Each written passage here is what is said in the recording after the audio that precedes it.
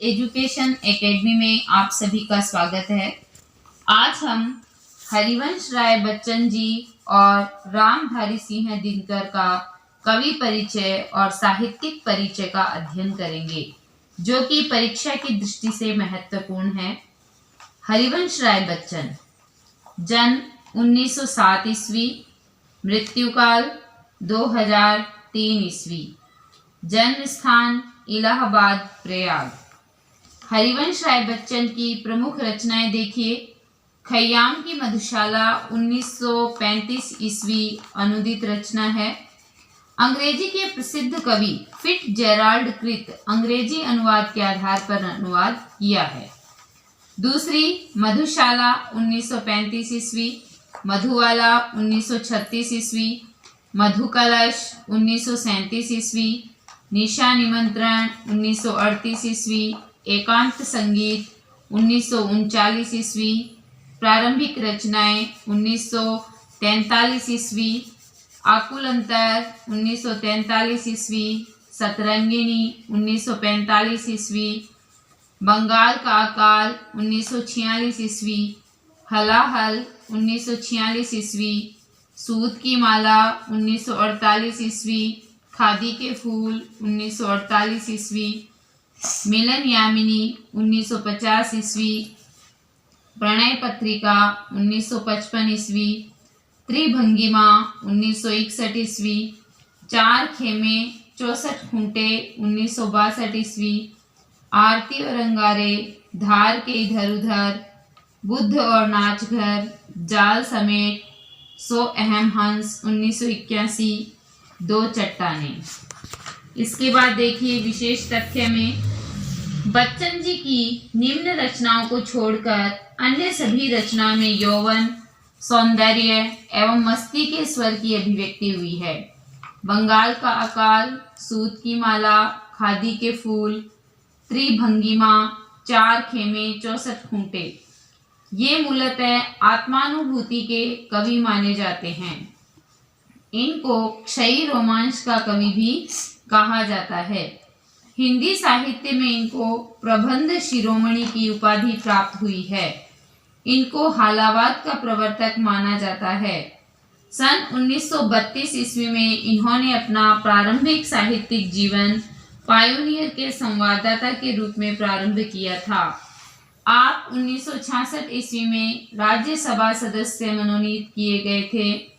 इनको दो चट्टानें रचना के लिए 1968 ईस्वी में साहित्य अकादमी पुरस्कार मिला था।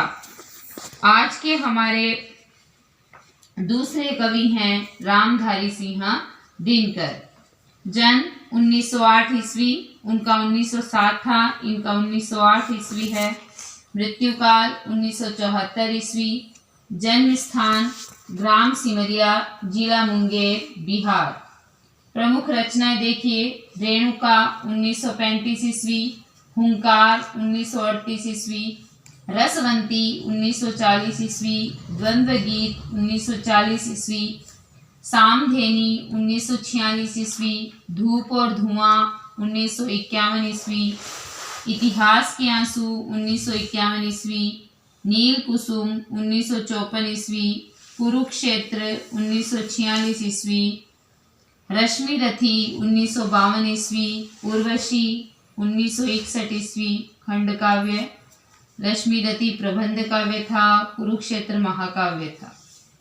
हाहाकार, यशोधरा 1946 ईस्वी, परशुराम की प्रतीक्षा 1963 ईस्वी, हारे को हरिनाम 1970 ईस्वी, फिर दिल्ली, फिर है संस्कृति के 4 अध्याय गद्य काव्य, फिर है सीपी और शंख, फिर है वट पीपल। विशेष तथ्य में देखिए, हिंदी साहित्य में ये अनल कवि के नाम से विख्यात है। पुरस्कार देखिए। उर्वशी काव्य रचना के लिए इनको 1972 ईस्वी में भारतीय ज्ञानपीठ पुरस्कार प्राप्त हुआ था। संस्कृति के 4 अध्याय रचना के लिए इनको 1959 में साहित्य अकादमी पुरस्कार प्राप्त हुआ था। इन्हें राष्ट्रीय जागरण तथा भारतीय संस्कृति का कवि माना जाता है। आगे देखिए। आगे ये कहा गया है कि इनका कुरुक्षेत्र महाकाव्य द्वितीय विश्व युद्ध की विभीषिका से प्रेरित होकर रचा गया था। यह काव्य मूलतः महाभारत के भीष्म युधिष्ठिर संवाद पर आधारित है। इनको द्वितीय राष्ट्र कवि भी कहा जाता है। हम सभी को पता है कि पहले जो राष्ट्र कवि थे वो मैथिली शरण गुप्त थे, दूसरे हैं रामधारी सिंह दिनकर। आप भारत सरकार द्वारा पद्म भूषण से सम्मानित किए गए थे। विद्यार्थी जीवन में आर्थिक तंगी होते हुए भी दिनकर ने मैट्रिक की परीक्षा में हिंदी विषय में सर्वाधिक अंक प्राप्त कर भूदेव स्वर्ण पदक प्राप्त किया था। आप भागलपुर विश्वविद्यालय बिहार के कुलपति भी रहे थे। आपको भारतीय संसद में राज्यसभा का सदस्य भी मनोनीत किया गया है। आज हमने 2 कवियों का साहित्यिक परिचय का अध्ययन किया है। कल हम अपने नए वीडियो के साथ आपके समक्ष फिर उपस्थित होंगे। धन्यवाद।